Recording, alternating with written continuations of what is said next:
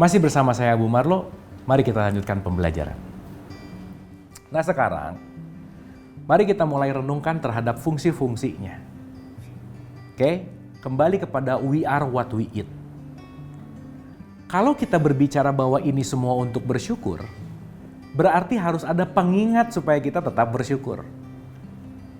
Kita sejatinya dikasih waker 5 kali sehari untuk selalu bersyukur. Makanya waker 5 hari sekali ini bentuknya dalam bentuk azan, panggilan sholat wajib 5 waktu. Itulah tempat di mana kita untuk selalu bisa pause dari kesibukan, hening dari kesibukan, menjauh dulu dari kesibukan, untuk kita bisa selalu bersyukur terhadap apa yang telah diberikan. Gitu kira-kira. Maka kalau kita renungkan lebih dalam lagi, contoh aja sederhana. Ini ada pertanyaan simpel nih. Dalam tradisi Islam, kenapa kalau orang sholat harus wudhu dulu? Balik lagi ya, sholat bisa dilakukan hanya sekedar ritual, wudhu hanya dilakukan sekedar ritual, tetapi balik lagi, tidak mendalami konteks kesadaran spiritualnya. Tidak mendalami pemaknaan hikmahnya, tidak mendalami pemaknaan apa sih maksud dari ini semua. Karena itu nanti hanya jadi olahraga gitu misalkan. Simpel aja, ini hal-hal sehari-hari yang kita lakukan. Apa sih fungsi wudhu? Dan kenapa wudhu disimpan sebelum sholat gitu? Jawabannya akan banyak. Tentu saja jawaban paling utama yaitu adalah syarat sholat, betul. Tapi mari kita mengacu ke surat 5 ayat 6. Di mana dikatakan, fungsi dari wudhu itu adalah bagaimana kita untuk selalu bersyukur. Contoh aja, kenapa waktu kita wudhu kok punggung gak dibasuh? Clear ya? Tapi ternyata yang dibasuh itu adalah berkaitan sama software dan hardware. Dan banyak yang berpikir bahwa kenapa sih wudhu untuk membersihkan? Membersihkan apa? Yang mana yang kita bersihkan gitu? Yang jangan-jangan kita tidak mengerti secara esensial fungsi dari ritual, sehingga ritual ini tidak mengajarkan kita, tidak mengajak kita menuju kepada kesadaran yang lebih baik. Ya, kita balik lagi nih. Banyak jawaban untuk menjadi lebih bersih. Pertanyaannya simpel aja.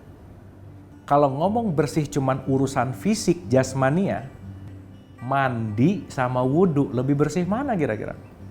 Mandi lah jelas. Tapi kenapa udah mandi kalau mau sholat tetap harus wudhu?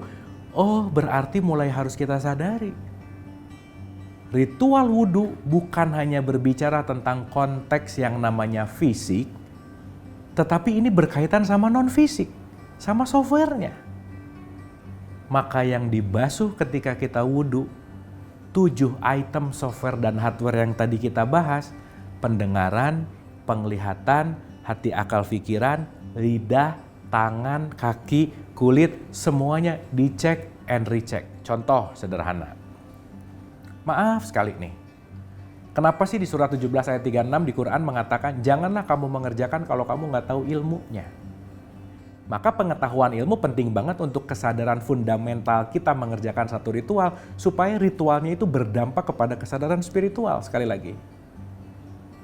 Nah contoh aja misalkan, bukankah ketika wudhu kita lagi diingatkan bahwa jangan lupa bersyukur ya, itu udah dikasih pendengaran, penglihatan, hati, lidah, tangan, kaki, kulit.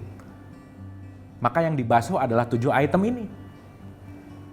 Bangun pagi meeting sibuk ke kanan ke kiri lah dengan pekerjaan.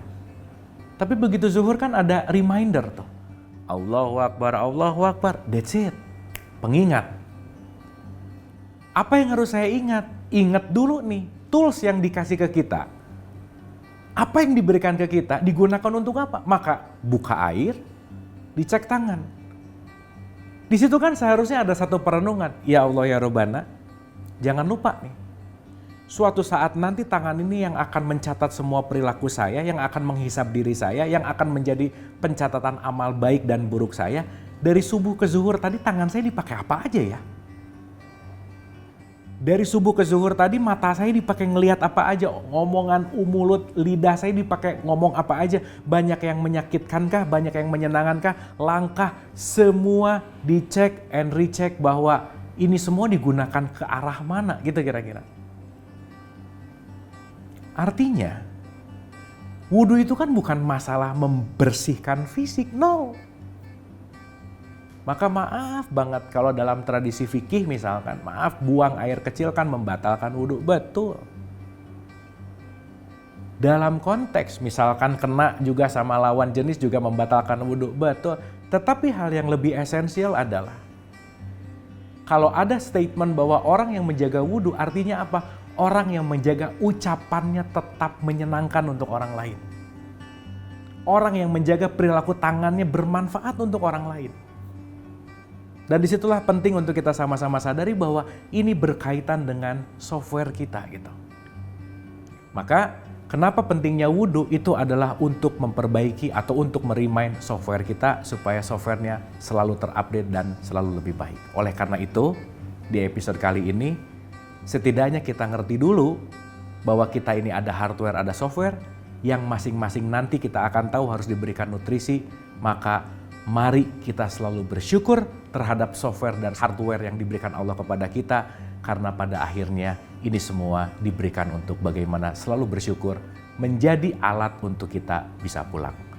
Mudah-mudahan kita selalu bersyukur terhadap apa pemberian Allah kepada kita dan kita selalu siap untuk kembali pulang dalam keadaan husnul khotimah. Terima kasih, semoga bermanfaat. Mohon maaf lahir dan batin.